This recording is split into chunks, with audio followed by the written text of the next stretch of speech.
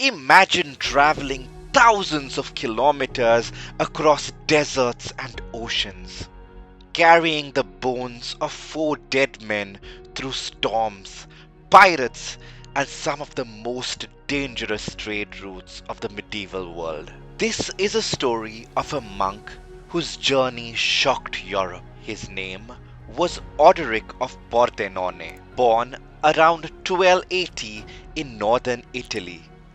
He joined the order of friars minor, the Franciscan order, a community that emphasized poverty, humility, and preaching the gospel among distant peoples. True to the Franciscan ideal of evangelical poverty, Odric traveled through the great trading regions of the world without seeking wealth or comfort, driven only by his mission calling. Around 1318, he left Europe and began an extraordinary journey across the Middle East and Persia, following ancient trade routes towards Asia until he finally reached the Indian Ocean. Around 1322, he arrived at the port city of Thane, known to medieval Europeans as Thana, near modern Mumbai.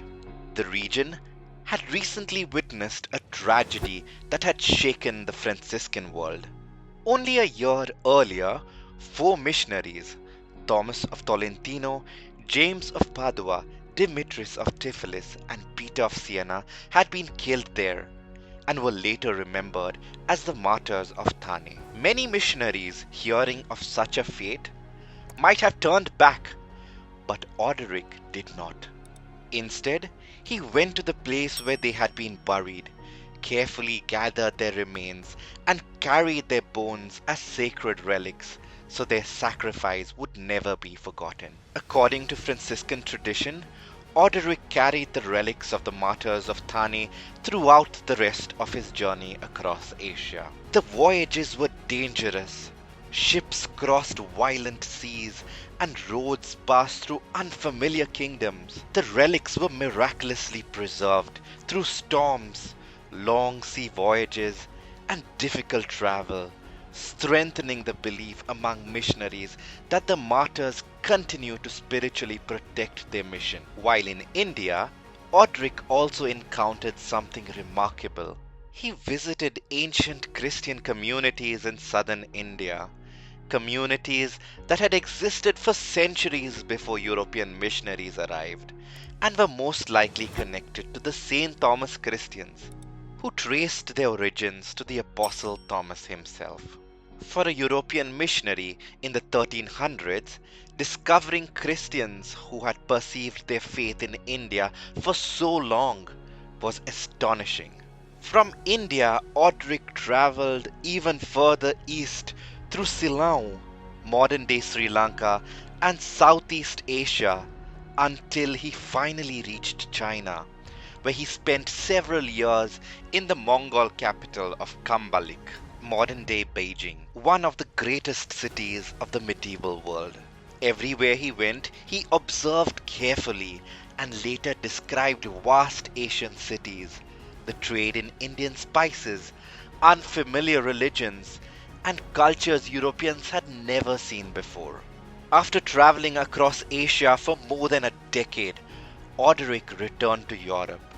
But instead of presenting himself as a famous explorer, he remained remarkably humble. He did not write his story himself.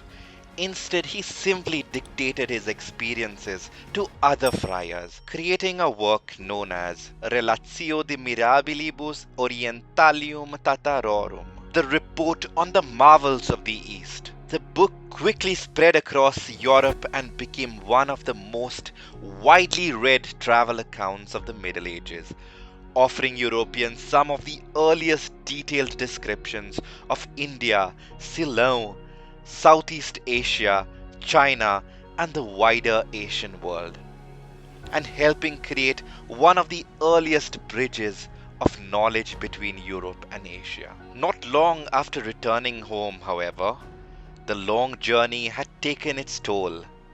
On January 14, 1331, Odoric died, in the Franciscan convent of Udine, Italy, after falling ill. His fellow friars initially prepared a simple burial in keeping the Franciscan humility. But Conrad Bernardigi, the chief magistrate of Udine, insisted that the monk receive a solemn public funeral because of his fame and reputation for holiness. Soon after his death, many people began visiting his tomb, and medieval chronicles reported that some who prayed there believed they were healed from illnesses or pain. When his tomb was opened centuries later during the church's process of recognizing his holiness, witnesses reported something remarkable. His body appeared to be miraculously incorrupt, and some even claimed that a sweet fragrance filled the air when the casket was opened, a sign many medieval Christians believed revealed true sanctity. Because of these reports, devotion to him spread locally. And centuries later, in 1755, Pope Benedict XIV officially beatified Odoric of Pordenone.